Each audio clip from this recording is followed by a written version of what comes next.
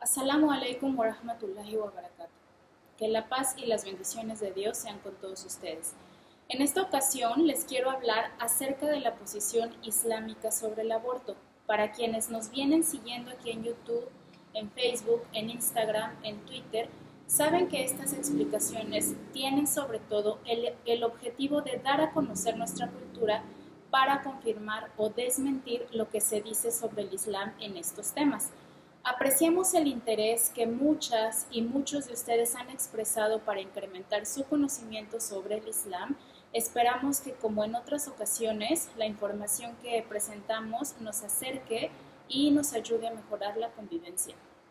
En el caso específico del aborto, entre los no musulmanes ha causado muchísima controversia porque obviamente hay muchas diferencias ideológicas que la verdad no deberían existir entre los musulmanes, dado que en teoría compartimos precisamente un credo común. Sin embargo, este video también surge de la necesidad de aclarar que no todo lo que los musulmanes han opinado sobre este tema tiene fundamentos en la religión islámica. De hecho, es un tema bastante serio porque hemos visto que incluso han emitido opiniones que contradicen el Islam.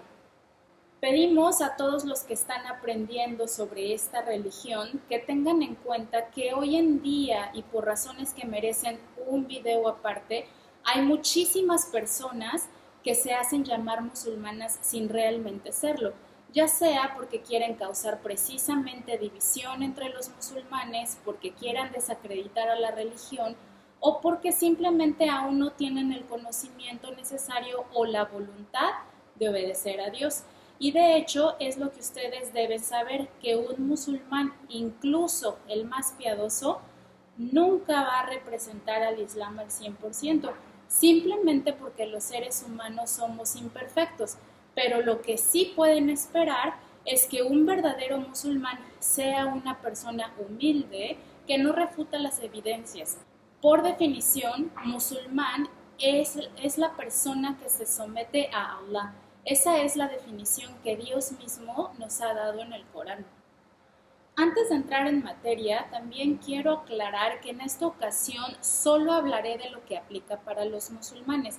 O sea, vamos a hablar de lo que el Islam nos ordena a nosotros los musulmanes sobre el aborto exclusivamente, pues el Islam no nos autoriza intentar imponer las mismas reglas para las demás personas. Como decía antes, entre los musulmanes, si nos apegamos a las evidencias, o sea, a lo que dice el Corán o al ejemplo que nos dejaron los profetas y muy especialmente las enseñanzas del profeta Muhammad, que la paz y las bendiciones de Dios sean con él, no debería existir ninguna controversia al respecto.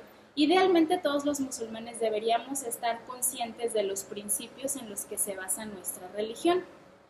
Pues ya para comenzar, el tema del aborto, por ejemplo, entre los no musulmanes se discute básicamente desde dos perspectivas.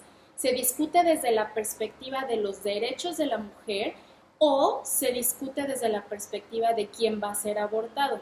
Tal vez no sea así tal cual, blanco y negro, pero son las perspectivas que prevalecen. Para un musulmán el tema va a cambiar un poco, porque como seguidores del Islam, el centro de nuestras vidas y nuestra referencia principal es Dios. Entonces, el tema en el Islam se plantea desde el punto de vista de la autoridad que tiene Dios como creador del universo, como Señor, dador y quitador de vida, y por supuesto desde el punto de vista de sus derechos. Así que en este sentido, el musulmán auténtico sabe que Allah tiene el derecho de que le obedezcamos por un lado y por otro lado tiene el derecho de seguir creando y que nosotros no entorpezcamos o que tratemos de impedir ese proceso creativo de Dios. Como musulmanes también planteamos el asunto desde la perspectiva de la rendición de cuentas. De hecho, una de las creencias que precisamente nos hacen musulmanes es creer en el día del juicio final. Yo no puedo decir que soy musulmana y decir que no creo en el día del juicio final. Creer en esto es parte de los pilares de la fe. Y esta creencia nos debe de hacer muy diferentes a los no musulmanes y también diferentes a los incrédulos, porque simplemente para nosotros debe quedar súper claro que toda acción va a producir una reacción, una consecuencia. O sea, eso de que vive la vida sin culpas o sin consecuencias, pues se oye excelente en un anuncio de televisión y padrísimo en las películas, pero no tiene nada que ver con la realidad material de esta vida terrenal. Realmente para todo lo que hagas siempre va a existir una consecuencia. Es una verdad que incomoda a muchos, pero es tan real que precisamente porque existen las relaciones de causa y efecto, existe la ciencia y nosotros mismos también. Así que el tema de las consecuencias y la responsabilidad es súper central para nosotros. Lo otro que el Islam nos enseña es que la vida es sagrada. La de un musulmán, la de un no musulmán, la de una persona sana, la de una persona con capacidades o habilidades diferentes o especiales. Toda la vida humana es sagrada.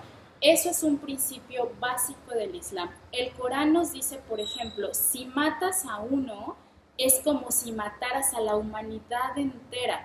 Sí, escuchaste bien. Si matas a uno, es como si mataras a todo mundo. Esas son palabras enormes y hay que reflexionar realmente al respecto.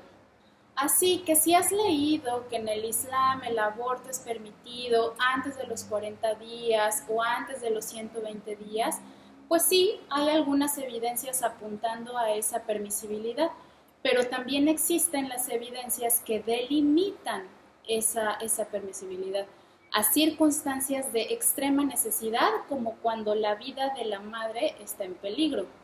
El aborto en el Islam no es un método anticonceptivo, no es un método de planificación familiar y mucho menos un método para mejorar la raza. Y esto último lo menciono porque el Islam sí permite los métodos anticonceptivos que no sean dañinos en la salud. Por ejemplo, el ritmo o el condón son permitidos porque no tienen efectos secundarios, pero el aborto es algo súper violento que por más cuidados médicos que puedas tener, puede traer consecuencias muy graves al corto o largo plazo. Que no se hable mucho del tema o de estas consecuencias es totalmente otra historia, pero sí existen y no son solamente psicológicas. Esto también está relacionado con el asunto de la responsabilidad. Quien quiera relajar la legislación sobre el aborto va a favorecer precisamente la irresponsabilidad por parte de la gente, haciéndoles pensar que el aborto es una puerta fácil cuando en realidad no lo es. Y digo que tampoco el aborto es un método de planificación familiar porque en el Islam está clarísimamente prohibido abortar o cometer infanticidio por miedo a la pobreza. Tener miedo a caer en la pobreza en general es una señal de hipocresía y de falta de fe. Uno como musulmán debe saber que Allah es Ar-Razzaq, o sea, el proveedor último, la fuente de la que emana todas las provisiones que necesitamos en esta vida. Y precisamente Allah provee a todas las criaturas, a todas las dota de una provisión. Para unos es más amplia, para otros es más estrecha, pero al final del día que tú mates a tu hijo, nacido o no nacido, no va a cambiar las cosas. De hecho, sabemos que así como Dios nos provee a todos, también sabemos que esta vida es solamente una prueba de obediencia en la cual debemos continuar esforzándonos por mejorar nuestra situación en esta vida, pero siempre siguiendo la guía del Islam y evitar precisamente caer en la desesperación, porque la desesperación puede llevarnos a cometer injusticias o crímenes muy graves. Espero que el tema de la pobreza haya quedado claro y no es una razón para querer abortar. Que la mujer haya sido víctima de una violación, por otro lado, no es una razón tan fuerte, pero sí hay algunas evidencias de su permisibilidad, sobre todo antes de los 40 días de gestación. Obviamente aquí entra otro factor, el de la paciencia, pues una mujer podría, por amor a Allah, conservar esa vida, tener al bebé y cuidarlo con la convicción de que su sacrificio será bien recompensado por Allah. Lo más importante al estudiar las evidencias no solamente es enfocarse en las que permiten el aborto, sino considerar de igual manera todas las evidencias que lo prohíben. Todas las indicaciones de que la vida humana es sagrada y de que la prioridad es preservarla. Es importante también hacer un esfuerzo por comprender las razones detrás de cada posición y las posibles consecuencias de limitar el aborto o de permitirlo sin restricciones. Esto me trae también a otra reflexión. El aborto no es un método para mejorar la raza. En el pasado, los romanos, los espartanos, etcétera, mataban a los niños que nacían con defectos físicos o que simplemente no cumplían con los criterios que ellos consideraban importantes. Bueno, en el Islam, que un niño nazca con defectos no es una razón para matarlo, como tampoco lo es un análisis de sangre que te diga que tu bebé va a nacer con síndrome de Down. Por un lado, como musulmanes debemos creer en el qadar, o sea, en la predestinación divina o en el destino divino, y debemos tener confianza en Allah. Enojarse con lo que Allah ha decretado para nosotros anula nuestra creencia en el monoteísmo. El creyente sabe que detrás de todo lo que Allah ha decretado siempre hay un bien. Los incrédulos no lo saben. Un niño con defectos, por ejemplo, como lo creían los romanos y espartanos, puede ser realmente una prueba de Allah para los padres y por lo tanto una fuente de bendiciones para ellos. Cuidar de un niño o una niña así puede traer una buena obra que les gane el paraíso. Eso es por un lado, pero por otro, si de plano fuéramos a eliminar o a remover a estos niños de nuestras sociedades, ¿cómo podríamos desarrollar la compasión y la gratitud? Que por cierto, estos son rasgos que nos hacen más humanos y ahora mismo están en peligro de extinción. Abortos al por mayor solo empeoraría la situación. Y bueno, pues hay otro aspecto muy importante que les quiero compartir para que así vayan quedando más claras las razones detrás de la posición islámica. Entre los no musulmanes, algunas personas debaten a favor del aborto, argumentando que es mi cuerpo y en mi cuerpo decido yo. Esto, para los verdaderos musulmanes, tampoco es una cuestión de debate, porque de entrada sabemos que nuestro cuerpo no es nuestro. Nosotros no somos dueños de este cuerpo en el que habitan nuestras almas. Nuestros cuerpos de hecho le pertenecen a Dios. El cuerpo en el Islam es una amana y esta palabra en árabe significa que es algo que Dios creó y que nos ha confiado para que nosotros lo usemos durante nuestra existencia en esta vida terrenal. Pero la palabra amana significa casi que es como un préstamo, que es una responsabilidad que tienes que cuidar de él. O sea, algo sobre lo que rendiremos cuentas ante Dios en el día del juicio final. Evidentemente, el cuerpo no nos pertenece. Obviamente, las personas que no creen en Dios, pues no toman como referencia nuestro libro sagrado, que es el Corán. Y está bien, nosotros respetamos esa parte. Precisamente por eso tenemos un punto de vista diferente. Sin embargo, más allá de lo que enseña la religión, uno también podría llegar a la conclusión de que el cuerpo no es realmente nuestro por las siguientes y simples razones. No lo creamos, no nos lo hicimos nosotros mismos, no lo compramos, no pagamos por él, no lo escogimos. Si realmente nuestro cuerpo fuera nuestro, nosotros podríamos elegir ser hombres, ser mujeres, ser blancos, ser negros, gordos, altos, flacos, etc. Entonces, ¿cómo te explicas que no tenemos control sobre algo que aparentemente es nuestro? ¿Cómo te explicas que, por ejemplo, no podamos decidir cuándo nos enfermamos y cuándo nos vamos a sanar? O que no tengamos control sobre su mortalidad. Pero bueno, imaginemos que de repente nos convencen a todos los creyentes de que este argumento de que el cuerpo es mío y que por lo tanto podemos abortar a placer. ¿Cómo entonces justificamos el hecho de que obliguemos a los médicos a realizar abortos que quizá ellos no desean realizar? O sea, tú eres libre de abortar si tu cuerpo es tuyo, pero Que tú le digas a un doctor que no quiere realizar ese aborto, que debe realizarlo, entonces esa es otra historia. Estás decidiendo sobre el cuerpo y las acciones de otra persona, sobre las manos de otra persona.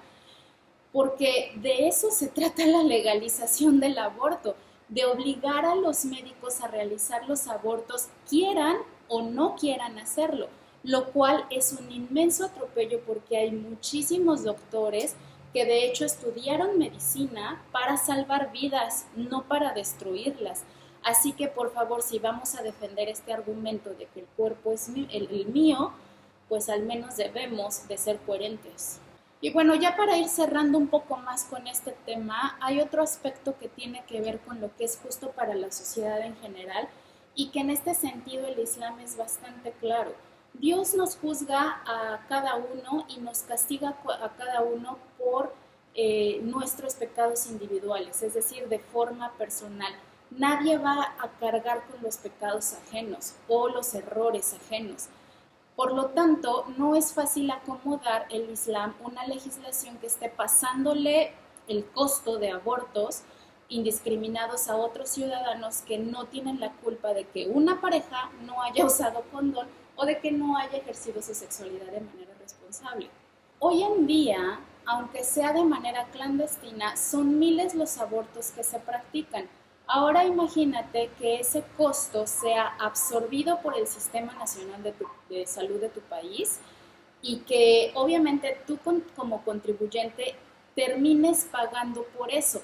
En el Islam eso no tiene cabida. Los dineros públicos son para tratar de salvar las vidas y después de todo es un dinero que bien podría invertirse en investigación científica o en educación.